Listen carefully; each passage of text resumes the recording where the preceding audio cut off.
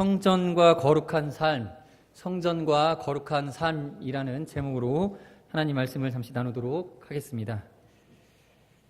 오늘 본문 읽으신 여러분, 학개서는 사실 이 1장, 2장으로 되어져 있는데 이 전 장을 다 읽어서 설교를 해도 되는데 제가 시간 관계상 짧게 10절부터 19절만 이렇게 따서 가지고 왔습니다. 여러분들이 이 성경 역사를 공부하셨다면 어느 정도 알고 계시다시피 주전 538년에 페르시아의 고레스 왕이 정복한 후에 이 포로들에게 자기들의 고향으로 돌아가라고 하는 칙령을 내렸습니다. 그게 이제 성경에 기록되어져 있는데 에스라 1장에서 6장까지 이렇게 기록되어져 있습니다. 그래서 주전 536년경으로 추정이 되는데 그때쯤 이 유대인들이 일부 이제 스룹바벨을 이제 중심으로 하여서 그 1차 포로 귀환한 자들이 대략 536년경에 예루살렘에 도착해서 이제 그곳에서 성전 짓고 이제 뭔가 이렇게 새로운 도약을 꾀하고 있는 그런 내용이 오늘 학개에 앞서서 에스라서의 이제 1장에서 6장까지 이렇게 기록되어져 있습니다. 어떻게 역사서적으로 따지면 지금 읽으신 오늘 본문은 6장, 에스라 6장에 등장하는 한 장면에 이제 좀 이렇게 돋보기를 갖다 댄 것 같다라고 보시면 되겠습니다. 그러니까 처음에 이제 1차 귀환 때 이스라엘 백성들이 와 이제 우리 돌아간다, 고향으로 돌아간다. 그래서 예루살렘으로 딱 들어갔는데 이제 거기서 와 이제 성전 짓고 우리가 제사 드리면서 다시 한번 우리 이스라엘 공동체를 다시 만들어 보자. 그래서 유다인들이 이렇게 귀합을 했는데 막상 그 고향에 돌아가 보았더니 그곳에는 이제 다른 민족들이 이제 거주하고 있고 또 다른 주위에 이제 대적자들이 많이 거하고 있었습니다. 그래서 성전 재건하는 일을 방해를 합니다.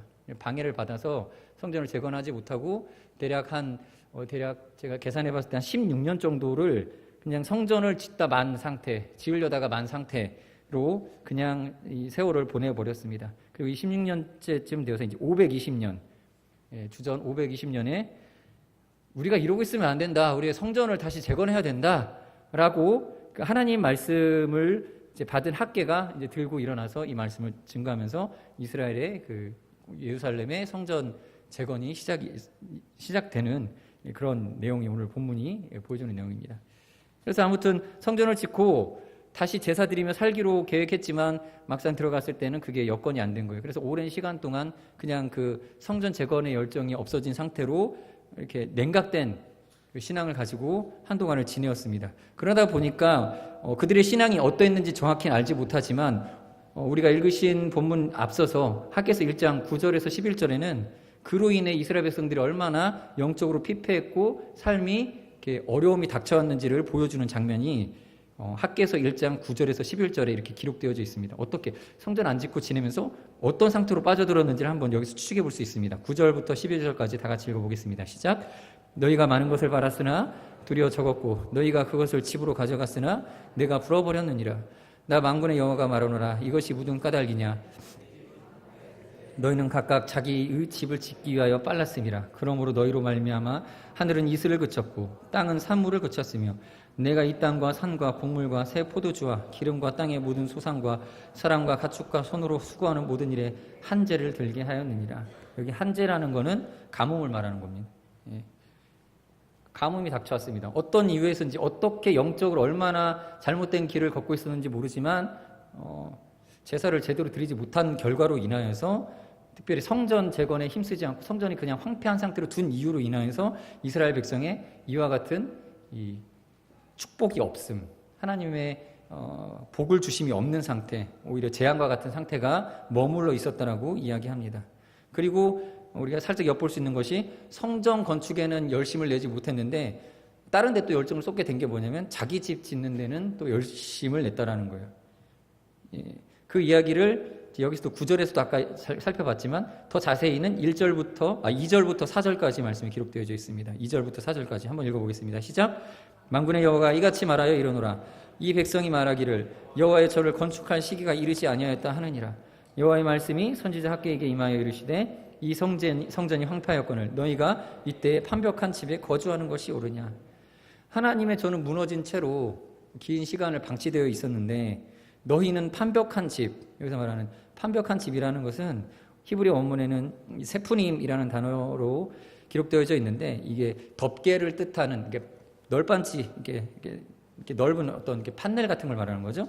판넬을 말하는 사판이라고 하는 단어의 그 명사의 수동형 분사라고 되어 있습니다. 그러니까 이게 아무래도 마감을 패널로 장식한 뭐 그런 뜻으로 해석이 되어집니다.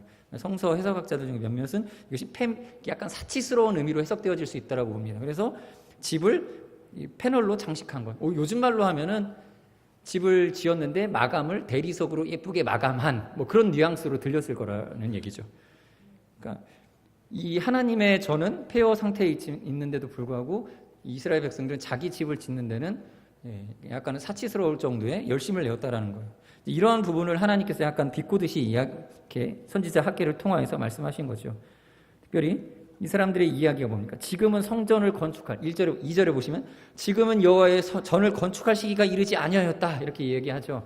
지금 때가 아니다라는 얘기예요. 아직 여호와의 전을 지을 때가 아니야. 좀 더 기다리자. 그렇게 자기들 그렇게 말하는 사람들이 있으니까 하나님께서 선지자 학계를 통해서 이렇게 말씀하시는 거죠. 4절에 이 성전이 황폐하였거늘 너희가 이때 판벽한 집에 거주하는 것이 옳으냐? 이 원문을 좀 직역해서 그 뉘앙스를 살려서 번역하면 이렇게 되죠. 지금은 성전을 건축할 때가 아니다라고 말하는데 여호와의 전은 무너져 있는 지금이 너희는 판벽한 집에 거할 때이냐? 그러니까 지금 시간을 놓고 지금 이 시기를 바라보는 이스라엘 백성들의 관점을 꼬집는 거죠. 지금은 아니야. 지금 아직 하나님이 전을 건축할 때가 아니야. 이렇게 생각하면서 자기들 집을 아름답게 꾸미는 데에는 지금은 이런 짓을 할 만한 때이냐라고 생각하는 것을 비꼬듯이 말씀하시는 것이죠.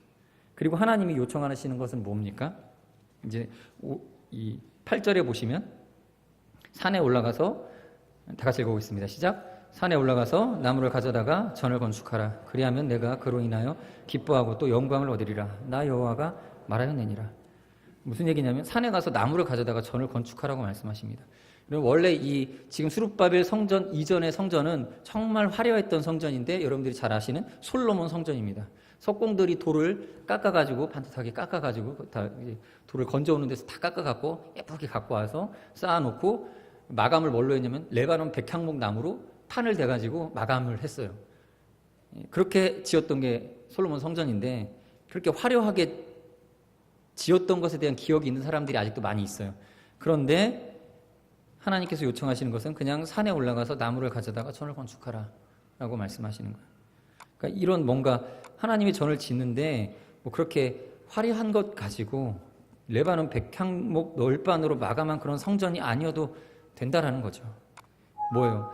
너희들의 삶의 우선순위가 지금 성전 중심의 예배 중심의 삶으로 먼저 돌아와야 하는 게 급한데 예쁘고 화려한 게 지금 중요하겠느냐라는 얘기예요. 비슷한 뉘앙스의 말씀이 어쩌면 하나님의 마음을 동일하게 볼 수 있는 게 사무엘하 7장 7절에 다윗에게 솔로몬에게 죄송합니다. 다윗에게 한 말씀이죠. 이렇게 얘기하죠. 7장 7절 다 같이 읽어보겠습니다. 시작. 이스라엘 자손과 더불어 다니는 모든 곳에서 내가 내 백성 이스라엘을 먹이라고 명령한 이스라엘 어느 지파들 가운데 하나가 내게 말하기를 너희가 어찌하여 나를 위하여 백향목 집을 건축하지 아니하였느냐고 말하였느냐. 하나님께서 언제 내가 너희들한테 백향목집 지어달라고 말한 적이 있느냐. 지금 이 얘기가 언제 한 얘기죠? 다윗이 자기 왕궁을 아름답게 지어놓고 여호와의 그 언약궤는 초라한 성막에 이렇게 있는 것이 마음이 아파가지고 성전 짓겠습니다라고 말하니까 하나님께서 거절하듯이 이렇게 말씀하신 거죠. 내가 언제 백향목집 지어달라고 그랬냐. 하나님께서는 이렇게 성전을 건축하라고 명령하시면서 화려한 것을 이야기하지 않으시고 오히려 그들의 행위에 대해서 강조하십니다. 하나님께서 1장 5절에 아까 우리가 읽었던 그 하나님께서 판벽한 집에 거주하느냐라는 거주하는 것이 옳으냐라고 말하신 그 말씀 뒤에 5절의 말씀이 이렇게 기록되어 있습니다. 다 같이 읽겠습니다. 시작. 그러므로 이제 만군의 여호와가 이같이 말하노니 너희는 너희의 행위를 살필지니라. 중요한 건 뭐냐면 성전의 화려함보다 너희의 행위를 살피라는 거예요. 행위. 삶을 돌아보라는 얘기입니다. 어떤 행위겠습니까? 하나님께서 그 이스라엘 백성들에게 축복하고 싶으신데 그 삶의 기본적인 예배 생활이 안 되고 그로 인하여서 더불어 거룩한 삶의 행위가 무너져버린 이러한 상태에서 빨리 벗어날 것을 요구하시는 겁니다. 행위를 돌아봐라. 그리고 6절 7절에 이어서 이렇게 기록되어져 있죠. 너희가 많이 뿌릴지라도 수확이 적으며 먹을지라도 배부르지 못하며 마실지라도 흡족하지 못하며 입어도 따뜻하지 못하며 일꾼이 삭슬받아도 그것을 구멍 뚫어진 전대에 넣음이 되느니라. 만군의 여호와가 말하노니 너희는 자기의 행위를 살필지니라. 한 번 더 말씀하시죠. 너희들은 자기의 행위를 살필지니라. 하나님께서 다급하게 요구하시는 건 바로 그 뒤에 이어지는데 8절에 산에 올라가서 나무를 가져다가 성전을 건축하라. 그러니까 빨리 예배를 회복시킬 수 있도록 예배가 무너져 버린 그 생활, 그 습관, 그 삶의 한 부분의 태도를 빨리 고쳐라라는 얘기입니다.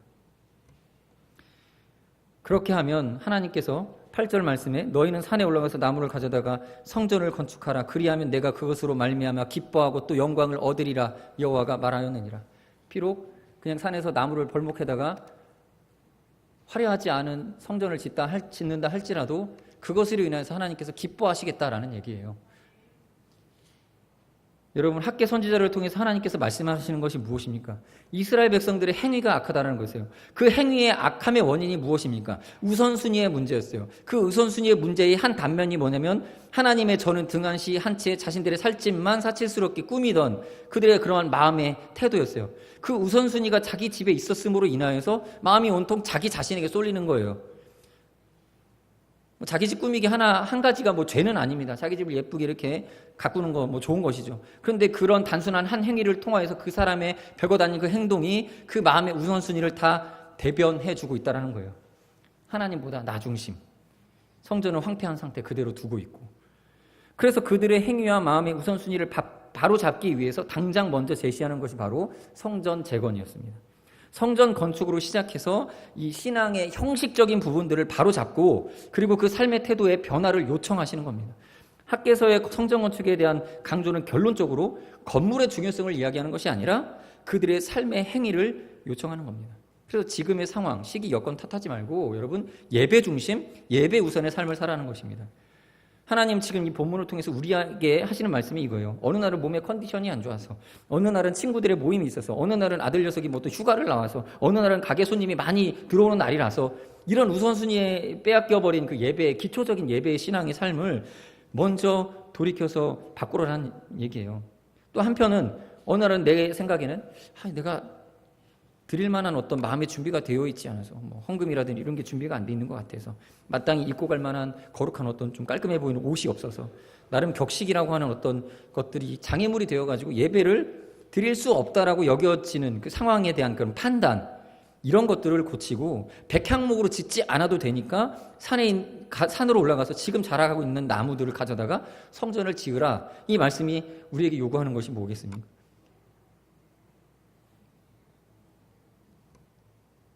외적으로는 부족한 모습이라 할지라도 예배를 우선시하는 마음, 그 마음으로 말미암아 하나님께서는 기뻐하시고 영광 받으시겠다라는 겁니다. 그렇게 해서 이 스룹바벨과 여호수아를 중심으로 한 예루살렘 귀환자들의 성전 건축이 이제 학계의 그런 동기부여로 인해서 재건이 다시 시작이 되어졌습니다. 그리고 오늘 아까 우리가 처음에 읽으신 2장 10절에서부터의 말씀은 이게 이제 이제 재건을 시작하고 한 3개월 정도 시간이 흐른 후의 이야기인 것이죠. 석 달 동안 열심히 성전 재건을 이렇게 진행해 왔습니다. 그런데 그렇게 뭔가 결단하고 성전 공사를 착수하였지만 그 3개월 동안 그 기간 동안 어떤 하나님의 축복에 대한 증거가 별로 나타나 보이지가 않은 거예요. 뭐 삶에 달라지는 게 별로 없는 거예요. 성전 재건에 열심을 내었는데 삶에 어떤 뭐 달라지는 게 없어요. 여전히 뭐 큰 변화 없는 생활을 하고 있던 거죠. 그렇죠, 여러분. 3개월 건축했다고 해서 여러분 석 달 전에 뿌렸던 씨가 이 큰 나무가 돼가지고 열매가 주렁주렁 맺기를 바라면 안 되는 것처럼 이제 성전 건축 시작했는데 이 사람들의 마음에 벌써 낙심이 찾아온 거죠. 그래서 이 오늘 본문의 말씀을 다시 한번 격려하고 동기부여하려고 이 말씀을 한 거예요. 여러분 이제 막 신앙생활을 시작하신 분들이나 예배에 잘 안 나오시다가 맘먹고 야 올해는 주일 성수해야지 하고 한 초반에 한두 달 정도 교회 나오다가 안 나오시는 분들이 제 눈에는 많이 보입니다. 그런 분들은 규칙적으로 예배 드리는 것 자체가 버거운 거예요. 그분들은 목표가 딱 그거죠. 주일 예배 드리는 거예요. 그냥. 좀 더 구체적으로 말하면 예배의 자리에 와서 앉아있다가 가는 것 자체가 목표인 거죠. 그래서 주일날 와서 예배만 드리고 바로 집으로 가버리시는 분들이 많아요. 그런 분들이 종종 있어요. 왜냐하면 예배 나오는 것이 이분들에게는 이것마저도 굉장히 대단한 노력이었거든요. 그렇게 해서 주일 오전에 예배 한번 드리면서 기대하는 게 뭔지 아세요? 이렇게 주일날 예배를 드리는데 왜 내 기도가 응답이 안 되지?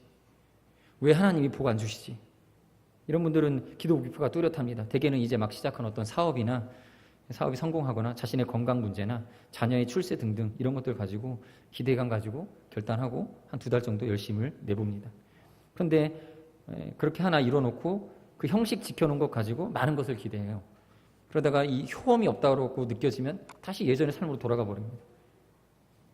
그렇게 포기하는 경우들이 많습니다. 저도 비슷한 경우들 많이 겪었습니다. 청년 때 어느 날 말씀의 은혜 받아가지고 뭐 하나 결단을 합니다. 예를 들면 이번 주부터는 새벽 예배 열심히 나가서 기도해야지 하고 마음먹어요. 그래서 한 주 동안 열심히 기도합니다. 그런데 그 일주일간 기도했는데 뭔가 기도 응답된 것 같지 않은 별다른 큰 변화가 내 삶에 나타나지 않는 그런 느낌을 받아요. 그래서 또 일주일 만에 다시 게을러지고. 근데 희한한 게 그렇게 게으름 피우는 기간 동안 지나고 나서 그 전에 새벽 기도했던 기도가 응답되는 일들이 벌어져요. 그때 가서 이제 또 후회하지, 또 작심삼일 되지. 그때 좀 더 꾸준히 기도할 걸. 아무튼 지금 이스라엘 백성들도 성전 건축을 재개한 지 3달이 지난 시기가 된 시기쯤에 또 낙심이 찾아온 거죠.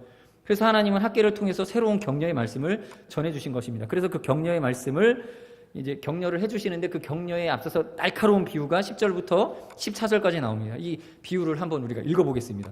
다시 읽어보겠습니다. 10절부터 14절 시작. 제2년 9째 달 여호와의 말씀이 선지자 학개에게 임하니라. 이르시되 만군의 여호와가 말하노니 너는 제사장에게 율법에 대하여 물어 이르기를 사람이 옷자락에 거룩한 고기를 쌌는데 그 옷자락이 만일 떡이나 국에나 포도주에나 기름에나 다른 음식물에 닿았으면 그것이 성물이 되겠느냐 하라. 학개가 물음에 제사장들이 대답하여 이르되 아니니라 하는지라. 학개가 이르되 시체를 만져서 부정하여진 자가 만일 그것들 가운데 하나를 만지면 그것이 부정하겠느냐 하니 제사장들이 대답하여 이르되 부정하리라 하더라. 이에 학개가 대답하여 이르되 여호와의 말씀에 내 앞에서 이 백성이 그러하고 이 나라가 그러하고 그들의 손의 모든 일도 그러하고 그들이 거기에서 드리는 것도 부정하니라. 자, 이 비유가 무엇을 의미하는지, 이 비유 그냥 있는 직유를 하자면 거룩한 고기를 어떤 사람이 이렇게 치맛자락 같은 걸로 이렇게 감쌌습니다. 고기가 거룩해요. 거룩한 고기, 어떻게 하나님 앞에 드려진 고기였던 것 같아요. 거룩함을 갖고 있어요. 그거를 이렇게 치맛자락으로 쌌어요. 옷자락으로 쌌습니다. 그러면은 이 치맛자락에 이 고기의 거룩함이 이전이 되어져서 이 치마가 거룩함의 능력을 소유하고 이 치마로 또 다른 것을 이렇게 뒤집어 싸면 이게 지금 또 거룩해지겠느냐라고 질문하는 거예요.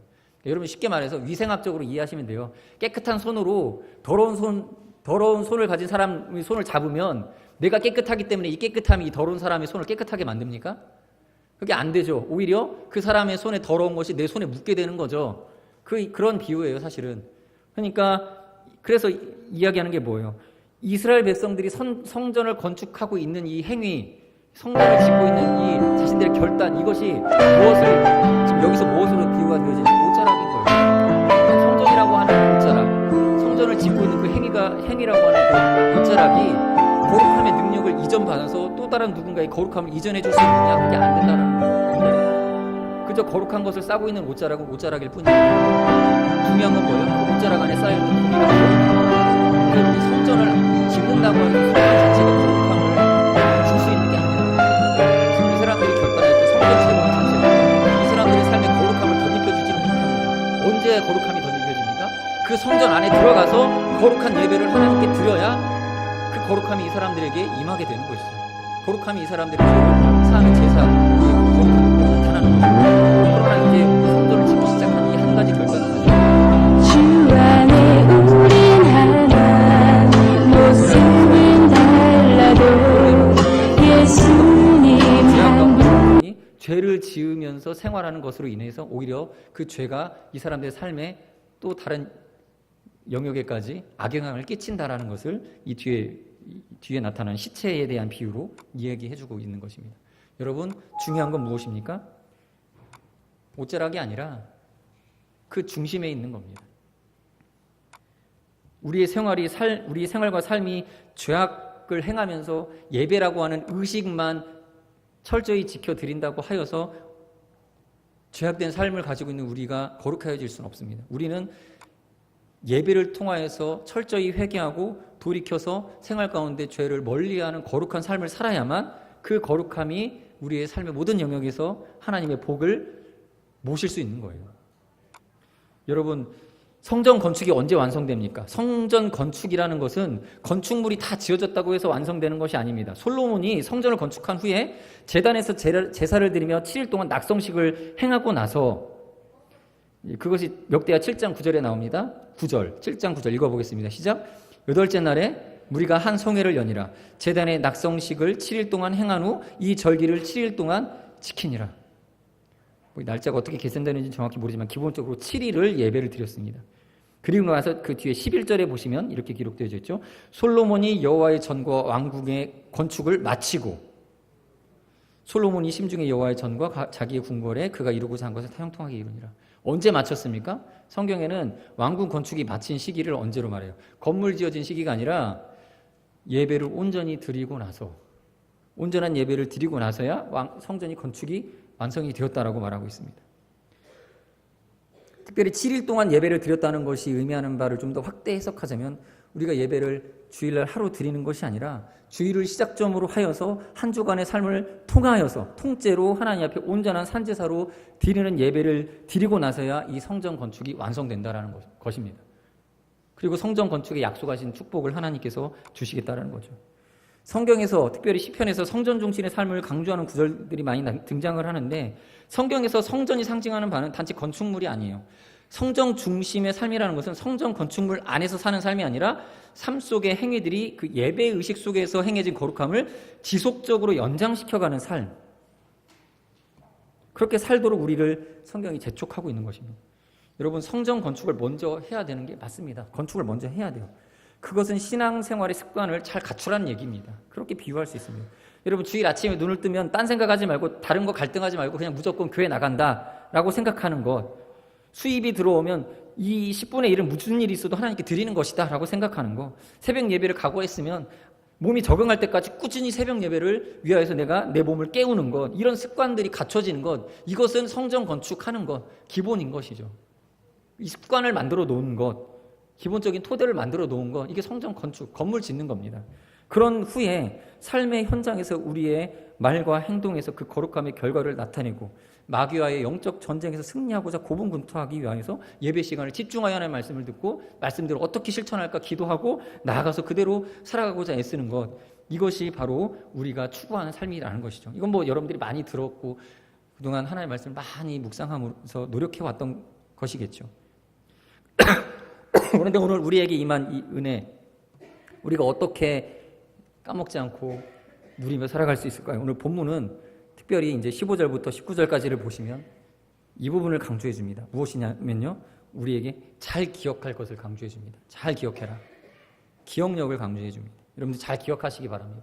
뭘 기억하라고 하느냐? 15절부터 19절 우리가 살펴볼까요? 15절, 19절 읽어보겠습니다. 시작. 이제 원하건대 곧 여호와의 전에 두리 기억하라. 만군의 여호와가 말하노라. 내가 너희 손으로 지은 모든 일에 곡식을 마르게 하는 재앙과 깐부기 재앙과 우박으로 쳤으나 너희가 내게로 돌이키지 아니하였느니라. 너희는 오늘 이전을 기억하라. 아홉째 달 24일 곧 여호와의 성전 지대를 쌓던 날부터 기억하여 보라. 곡식 종자가 아직도 창고에 있느냐? 포도나무, 무화과나무, 석류나무, 감람나무 열매가 맺지 못하였느니라. 그러나 오늘부터는 내가 너에게 복을 주리라. 여러분, 예수 믿기 이전의 삶과 이후의 삶의 큰 변화를 우리는 겪고 살아가고 있습니다. 또는 우리가 신앙의 초보이던 시절과 신앙이 성숙한 이후의 삶이 엄청난 변화를 우리가 누리며 살아가고 있습니다. 그런데 이것을 우리는 잘 기억하지 못합니다. 이스라엘 백성들은 그 전과 후를 기억하지 못함으로 늘 원망 불평하고 살았습니다. 잘 아시죠, 여러분? 출애굽 후에도 출애굽 전에 자신들이 노예살이했던 거를 제대로 기억을 하지 못해요. 그 기억이 이상하게 왜곡되어져 있어요. 그래서 뭐라고 말합니까? 우리가 애굽에 있을 때에 고기도 먹고 부추도 먹고 마늘도 먹고 참 맛있는 거 잘 먹고 잘 누렸다라고 이야기를 해요. 이게 제대로 된 기억입니까? 기억이 완전히 왜곡돼 버린 거예요. 과거에 자신들이 채찍질당하고 노예 생활하고 있었던 건 전혀 기억을 못하고, 그 노예의 신분으로 살았던 것, 자유하지 못했고 제대로 하나님, 자신들이 믿던 하나님을 섬기지 못했던 그 시절을 생각도 하지 않고 그때 좋았던 몇 가지, 지금 이루지 못하는 몇 가지 가지고 원망하고 불평하는 생활들을 합니다. 이게 비단 이스라엘 백성들의 문제만이 아니라 우리들에게도 마찬가지예요. 여러분, 예수 믿기 이전에 우리 삶을 제대로 한번 기억해 보시기 바랍니다. 그때가 좋았습니까? 그때가 자유스러웠습니까? 평안했습니까? 행복했습니까? 얼핏 생각해 보면 주일날 예배 안 드리고 뭐 그냥 어떻게 지냈으니까 좋았던 것 같은 느낌이 들겠죠. 전혀 그렇지 않았거든요. 저는 제 기억에 제가 예수 믿기 이전, 내가 예수를 제대로 믿기 이전 제 삶은 정말 너무나 불행하고 어두웠던 것으로 다시 한번 기억을 되새겼어요. 제가 그때 좋았던 기억들이 몇 가지 있지만 잘 생각해 보니까 대부분 힘들었어요. 뭐 이건 저 개인적인 이야기겠지만 우리 성도님들 안에서도 비슷한 한번 과거를 잘 추억해 보시기 바랍니다. 그때 우리가 얼마나 방황하고 살았습니까? 얼마나 뭔가 정해지지 못한 가운데 평안하지 못하고 불편한 가운데 살았습니까? 죄악 가운데 그 회개하지 못한 채 살았습니까? 우리가 우리 손으로 수고한 모든 일에 곡식을 마르게 하는 재앙과 깐부기 재앙과 우박으로 쳤으나 회개하지 않았던 과거, 하나님 그렇게 우리를 징계하셨는데도 마땅히 회개할 길을 찾지도 못했던 그 과거를 한번 생각해 보시기 바랍니다. 그 죄악 속에서 고통당하시면서 살았었던 생각을 기억해 보시기 바랍니다. 잘 기억하십시오. 그리고 우리가 지금 예수를 믿고 우리의 성전 중심의 삶이 회복되고 나서 우리의 삶이 어떤지를 잘 또 한번 유점하시기 바랍니다. 그것을 오늘 본문이 이야기합니다. 잘 생각해 보시기 바랍니다. 그리고 19절은 우리에게 믿음을 요구하죠. 자, 19절 다 같이 읽어보겠습니다. 시작. 곡식 종자가 아직도 창고에 있느냐? 포도나무, 무화과나무, 석류나무, 감로나무에 내가 맺지 못하였느니라. 그러나 오늘부터는 내가 너희에게 복을 주리라. 하나님 앞에 합당하지 않았던 삶으로 이전에는 고통받았던 삶을 살았었던 기억이 있으실 겁니다. 포도나무, 무화과나무, 석류나무, 감람나무 열매가 안 열리는 거예요. 나무가 있는데. 그래서 이번에 또 곡식 종자를 심어야 되는데, 씨를 뿌려야 되는데 또 열매가 안 열릴 것을 생각하니까 지금의 수고가 헛되이 느껴져서 하기가 두려워지는 거예요. 헛수고가 될까 봐. 그러나 여러분, 하나님께서 이제 과거를 잘 기억하고 이제 지금부터 잘 살펴보아라. 이제 하나님께서 복을 어떻게 주시는지 그러면서 요구하시는 게 뭐냐면 용기를 내어 땀 흘려 열매 맺을 그 씨 뿌림을 하라라는 거예요. 파종을 하라라는 얘기입니다. 종자를 뿌리치라는 거예요. 여러분, 그 전에는 우리가 노력하고 애써도 우리의 삶에 죄악의 열매들을 맺었을 뿐이에요. 그러나 이제 우리가 회개하고 올바른 삶을 살기로 결단하고 그렇게 각오하면 하나님께서 그렇게 삶을 살아가게 하실 겁니다. 그게 복이에요. 우리에게 복을 주셔서 승리의 삶을 우리에게 약속하셨습니다. 그래서 우리가 이제 노력하고 수고한 것에 대한 합당한 열매를 맺게 될 것입니다. 10을 뿌리면 30, 60, 100을 거두게 될 것입니다. 그것을 하나님께서 약속해 주시는 것이죠. 그러므로 여러분, 예수 안에서 여러분 승리하실 것을 믿으시고 승리에 대한 축복을 약속해 주셨습니다. 하나님께서 우리에게 명령하셨지만 19절 우리가 읽으신 본문의 마지막에는 복을 주리라고 하나님이 약속해 주셨습니다. 여러분, 우리가 결단하면 하나님은 우리에게 약속을 주실 것입니다. 하나님이 이끌어 주실 것입니다. 그렇게 각오하고 성전 중심의 삶을 살아가시는 우리 성도님들이 되시길 바랍니다. 시간 같이 기도하시겠습니다. 그냥 기도하실 때 두 가지입니다. 예배 중심의 삶을 살게 하여 주시고 삶의 예배가 거룩함으로 나타나게 해달라고, 우리 생활의 변화로서 나타나게 해달라고, 그런 의지를 가지고 정말 성전 중심의 삶을 살아가는 우리가 되게 해달라고 같이 기도하시겠습니다. 기도하겠습니다. 하나님 아버지,